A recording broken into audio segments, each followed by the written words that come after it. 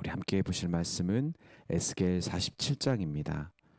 구약성경 1227페이지 에스겔 47장 말씀을 함께 읽도록 하겠습니다.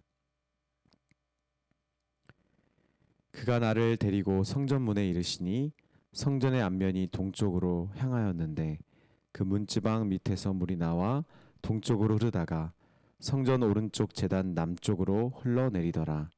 그가 또 나를 데리고 북문으로 나가서 바깥길로 꺾여 동쪽을 향한 바깥문에 이르시기로 본즉 물이 그 오른쪽에서 스며 나오더라.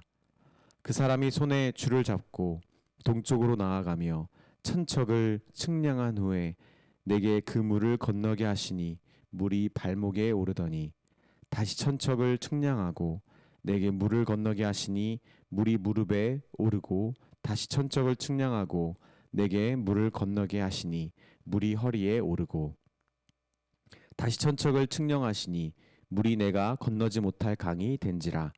그 물이 가득하여 헤엄칠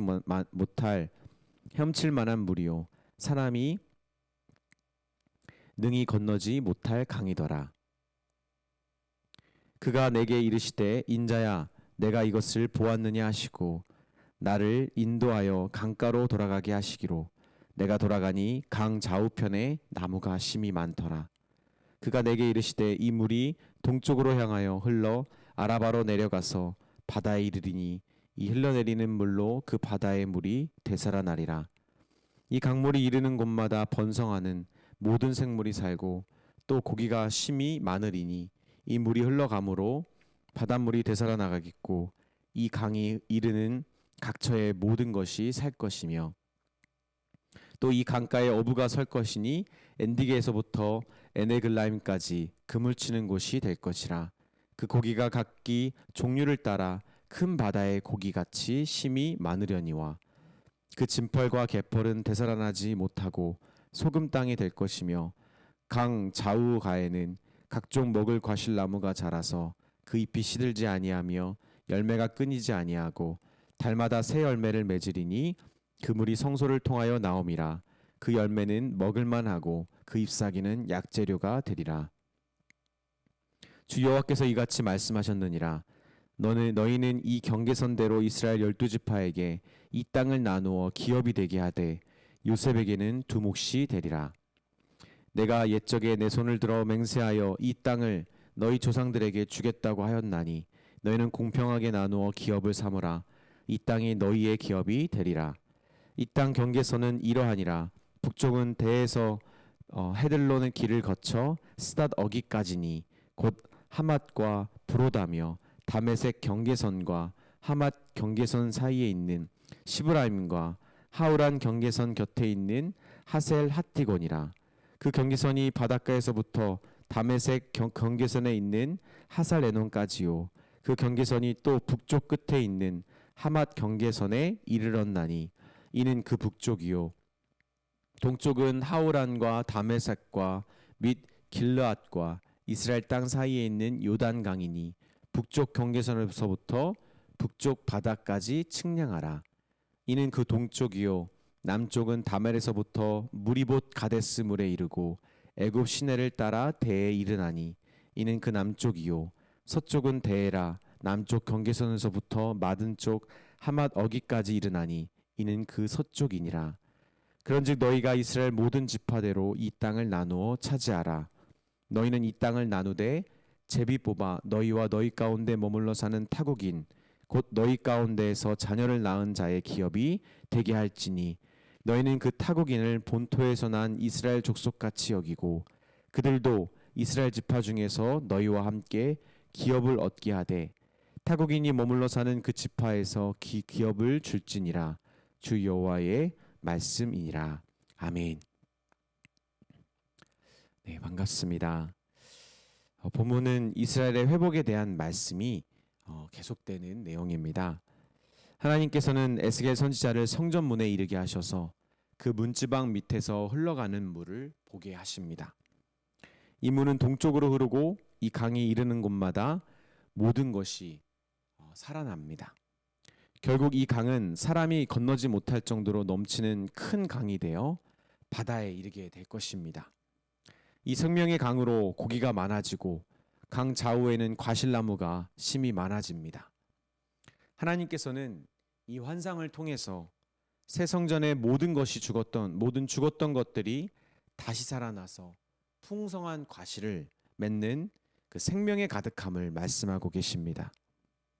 또한 땅의 경계선과 분배에 대한 말씀을 다시 주시는데 이는 이스라엘 12지파의 분깃에 대한 말씀입니다. 이 경계는 실제 민수기에서 모세가 받은 경계보다 더 크고 넓습니다. 여호수아 시대와는 지리적인 경계가 다를 뿐만 아니라 타국인이 본토 이스라엘 사람과 같이 되어 속하게 된다는 것, 이스라엘이 각 지파별로 최종적으로 이 땅들을 다 차지하게 될 것을 말합니다.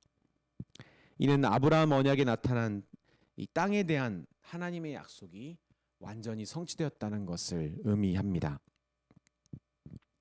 이제 가을을 맞이해서 이 가을 스포츠 중에 특히 우리나라 최고의 인기 스포츠인 이 야구에서 투수는 거의 절반을 차지할 정도로 중요한 포지션입니다. 그런데 온몸으로 던지는 이 올드스쿨 이 폼과 달리 간결하게 던지면서 팔에 좀 더 하중을 실어주고 그렇게 구속을 더 빠른 구속으로 던질 수 있는 뉴스쿨 폼이 유행하고 있습니다. 이에 따라 최근 팔꿈치 이 인대에 무리 가는 투수들이 많아지고 있고 그 팔꿈치 인대가 끊어져서 이 인대를 다시 이제 적합하는 다른 우리 몸의 부위의 인대를 가져다가 적합시키는 이 토미존 수술이라는 수술을 받는 투수들이 많아졌습니다.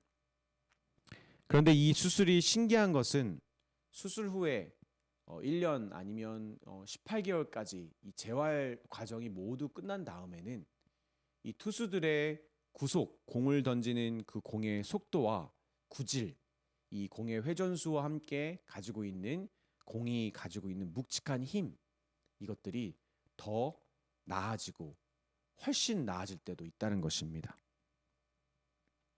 물론 학계에서는 여전히 논란적인 내용이긴 하지만 이런 효과를 누리기 위해 일부러 수술을 받는 사회인 야구인까지 있다라고 할 정도니 이 토미존 수술에 대한 기대와 그리고 효과는 매우 큰 것 같습니다.